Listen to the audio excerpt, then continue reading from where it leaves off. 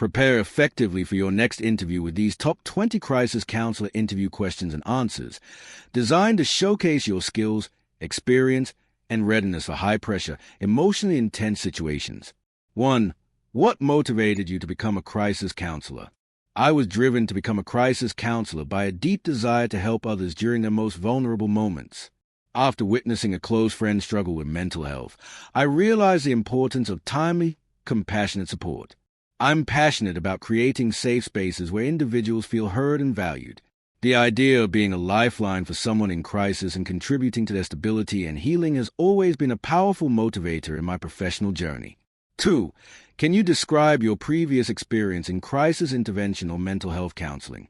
I've worked for over 3 years in crisis intervention, supporting individuals through suicide hotlines, domestic violence situations, and mental health emergencies. I conducted risk assessments, provided emotional support, and developed safety plans. My experience includes working in community centers and with mobile crisis teams. I've also collaborated with therapists, law enforcement, and hospitals to ensure follow-up care. These experiences have strengthened my skills in active listening, de-escalation, and rapid decision-making under pressure. 3. What certifications or training do you have that qualify you for this role? I hold certifications in Crisis Prevention Intervention, CPI, Mental Health First Aid, and Applied Suicide Intervention Skills Training, ASSIST. These trainings have equipped me with practical tools for de-escalating crises, recognizing mental health symptoms, and managing suicide risk. I also completed trauma-informed care workshops and regular continuing education in ethical crisis response. These qualifications, along with hands-on experience, have prepared me to address a wide range of crisis scenarios effectively and empathetically. 4. How do you handle high-stress or emotionally intense situations? In high-stress situations, I stay grounded by focusing on my breathing and prioritizing the client's immediate needs. I use structured crisis models, rely on active listening, and remain calm and non-judgmental. I compartmentalize emotions temporarily to stay present and focused. Afterward, I debrief with peers or supervisors and practice self-care to process the emotional weight. Maintaining professionalism, empathy, and self-awareness allows me to be effective even under intense emotional pressure. 5. What is your approach to building rapport quickly with someone in crisis? I begin by creating a safe, non-judgmental environment and using a calm, respectful tone. I validate the individual's emotions and express empathy, helping them feel seen and heard. I actively listen, reflect their feelings, and avoid rushing to solutions. Trust builds when people feel genuinely understood. I also respect boundaries and encourage small steps toward safety. These actions help foster a rapid but authentic connection essential for crisis intervention. 6. Describe a time when you successfully de-escalated a highly distressed individual. What techniques did you use? A young man called our crisis line during a panic episode. He was overwhelmed and struggling to breathe. I guided him through grounding exercises and calm breathing techniques, validated his fear, and reminded him he was not alone. I mirrored his language gently and spoke slowly to help regulate his emotions. Within minutes, his panic lessened, and we collaboratively created a safety plan. The key techniques included active listening, pacing speech, and using reassurance. 7. Tell me about a time when you had to intervene in a suicide crisis. How did you handle it? A caller once expressed a desire to end their life and had access to means. I use assist techniques to assess risk, asked direct questions about intent, and stayed on the line while dispatching emergency services. I built rapport quickly, validating their pain without judgment. I ensured they weren't alone and offered hope through empathy and presence. Once help arrived, I provided resources for ongoing support. Follow-up procedures were initiated to ensure continuity of care. 8. How would you respond if a client becomes aggressive or violent during a session? Safety is the top priority. I maintain a calm demeanor, speak slowly, and avoid sudden movements or confrontational language. I use de-escalation techniques, such as redirecting focus and giving the client space while setting clear, respectful boundaries. If necessary, I activate security protocols or involve law enforcement. After ensuring safety, I document the incident and debrief with supervisors. The goal is to diffuse the situation without escalating tension, while prioritizing everyone's well-being. 9. What would you do if a client refuses help but is clearly in danger? I first validate their feelings and try to understand their resistance to help. Then, I assess the level of risk using structured suicide or danger assessment tools. If I believe they are imminent risk, I follow mandated reporting procedures and involve emergency services even without consent. I continue engaging the individual, offering support while ensuring safety protocols are followed. It's important to balance respect for autonomy with the ethical duty to protect life. 10. How do you handle a situation where a client discloses abuse but asks you not to report it? I respond with empathy and explain the limits of confidentiality clearly. I gently but firmly let them know I'm legally obligated to report certain types of abuse, especially when it involves minors, elders, or vulnerable adults. I validate their fears and try to involve them in the process to preserve their dignity and sense of control. I also provide emotional support and connect them to resources, such as shelters or advocacy services, to ensure safety. 11. What crisis intervention models are you familiar with? E.g., say for our psychological first aid. I'm familiar with several crisis models, including SAFER, which guides structured de-escalation and resolution, and psychological first aid, used for trauma-informed support. I've also used the ABC model of crisis intervention and the Roberts 7-stage crisis intervention model in practice. These frameworks provide clear steps for assessing, stabilizing, and supporting clients through acute stress. I tailor the model to the client's needs, ensuring flexibility while maintaining structure in emotionally intense situations. 12. How do you assess for suicide risk in a client? I use a combination of direct questioning and structured tools like the Columbia Suicide Severity Rating Scale, CSSIS. I assess suicidal thoughts, intent, plan, means, and previous attempts. I also evaluate protective factors, mental health history, and substance use. My approach is empathetic and non-judgmental, encouraging open conversation. Based on the level of risk, I determine the appropriate intervention, whether it's safety planning, involving emergency services, or referring for psychiatric evaluation, while maintaining ethical and legal responsibilities. 13. What are some key signs that someone may be experiencing a mental health crisis? Key signs include sudden withdrawal, erratic or impulsive behavior, expressions of hopelessness or self-harm, intense emotional outbursts, or disconnection from reality. Other red flags are significant changes in sleep, appetite, or hygiene, and talking about death or suicide. Verbal cues, body language, and gut instinct also guide my assessment. Recognizing these signs early allows for timely intervention, helping to prevent harm and connect the individual to appropriate support services or crisis care. 14. How do you differentiate between someone who is in immediate danger versus someone who is experiencing emotional distress? I assess the presence of suicidal ideation, intent, plan, and means. Immediate danger involves active intent to harm oneself or others and the capability to follow through. Emotional distress, while serious, may involve anxiety, depression, or panic without imminent risk. I also consider behavioral cues, speech, and risk factors like previous attempts or substance use. Using structured assessment tools helps me determine the level of risk and the appropriate course of intervention. 15. What strategies do you use to help calm an individual experiencing a panic attack? I guide the individual through grounding techniques such as the 5-4-3-2-1 method or slow, deep breathing. I use a calm voice to help them regulate their focus, reassure them they are safe, and validate their experience without judgment. I avoid overwhelming them with questions and instead offer simple, repetitive reassurance. Once they've stabilized, I provide psychoeducation about panic symptoms and recommend resources for longer-term support. Staying present and calm is crucial to helping them de-escalate. 16. How do you maintain confidentiality while ensuring client safety?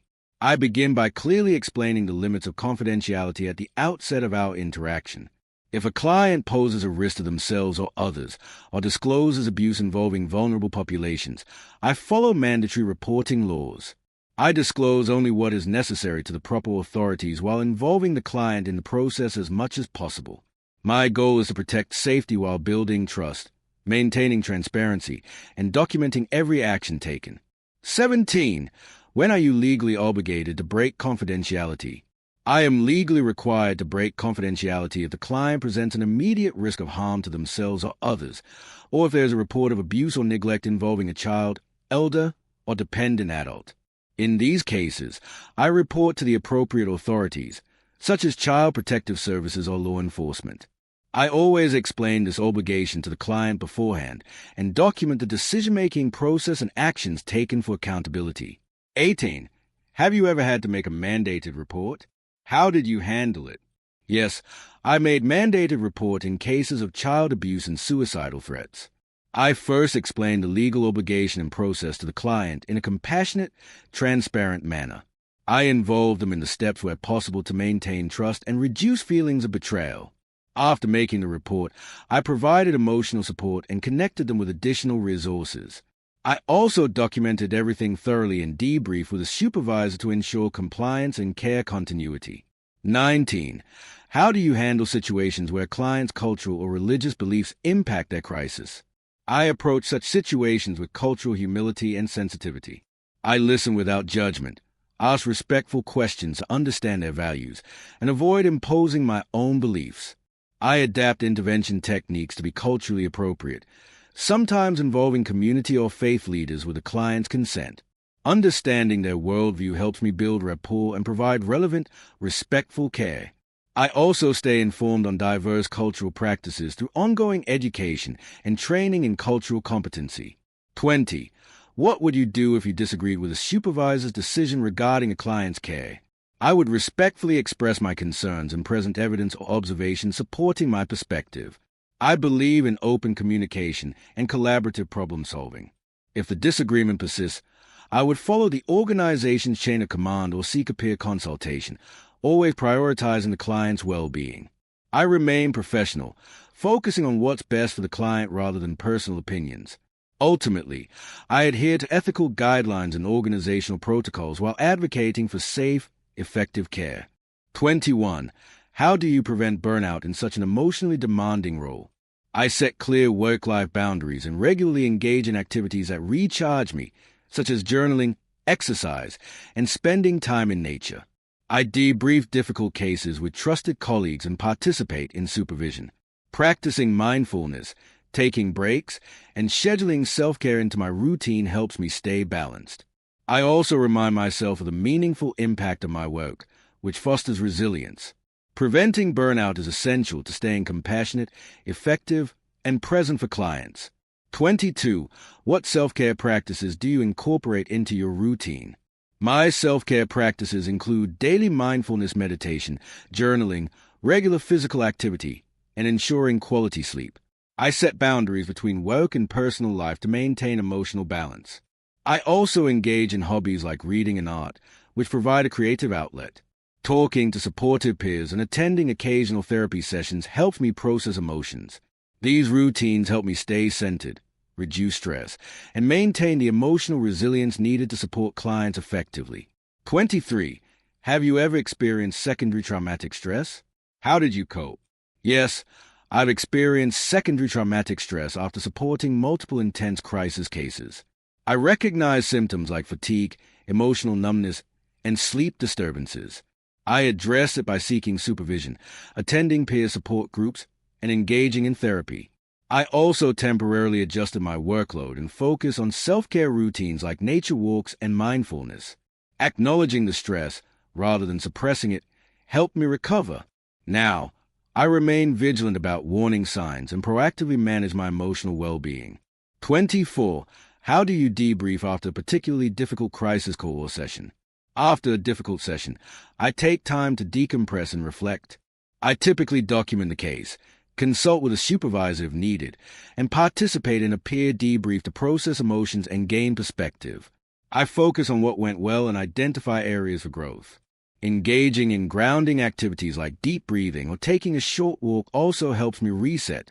Debriefing allows me to release emotional weight, maintain resilience, and ensure high-quality ongoing care.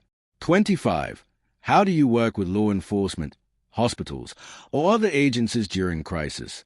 I collaborate with external agencies by sharing essential information while respecting confidentiality laws. I provide context on the client's mental state advocate for trauma-informed responses, and support coordination of care. Clear communication and mutual respect are vital. I remain calm, focus, and act as a liaison between the client and agencies, ensuring everyone is informed and aligned in the crisis response. These partnerships help ensure safety, stabilize the situation, and connect the client to ongoing support. 26. Describe a time when you had to collaborate with other professionals to support a client in crisis. A teenager in crisis had expressed suicidal thoughts to me during a call. I coordinated with their school counselor, the client's parent, and a mobile crisis team. We worked together to conduct a risk assessment, ensure safety, and arrange mental health services. Throughout, I facilitated communication and advocated for the client's comfort and dignity.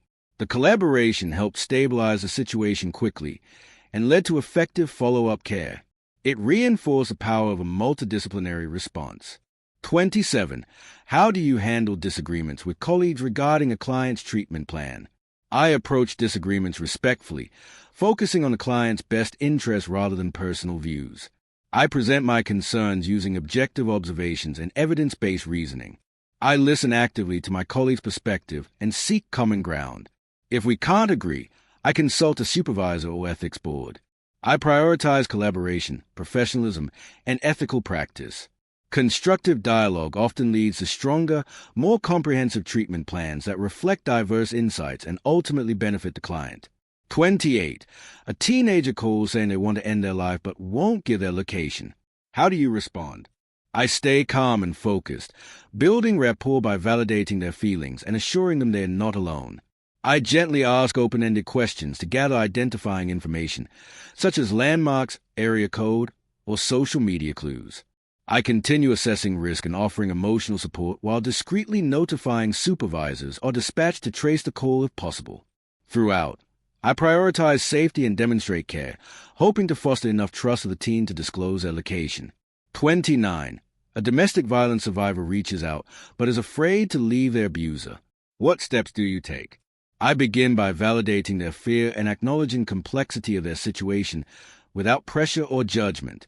I assess immediate safety, help them develop a safety plan, and provide information about shelters, legal aid, and crisis resources. If they are not ready to leave, I respect their autonomy while remaining a consistent source of support. Building trust and empowering them with options increases the likelihood they'll seek help when they feel it's safe to do so. 30. A client blames you for not helping them enough in a previous session. How do you handle their frustration? I remain calm and open, validating their frustration and expressing a willingness to listen. I explore what specifically felt unhelpful and what they hope for instead. I avoid defensiveness and focus on rebuilding trust by acknowledging their perspective and collaboratively adjusting our approach moving forward. This feedback is valuable in improving support. Clients need to feel heard, even in anger, and I use a moment to strengthen the therapeutic relationship through empathy and accountability. Thank you for watching our video on the top 20 crisis counselor interview questions and answers. We hope this guide helps you feel more confident and prepared. Don't forget to like, share, and subscribe for more professional interview tips and career guidance tailored to roles in mental health and crisis response.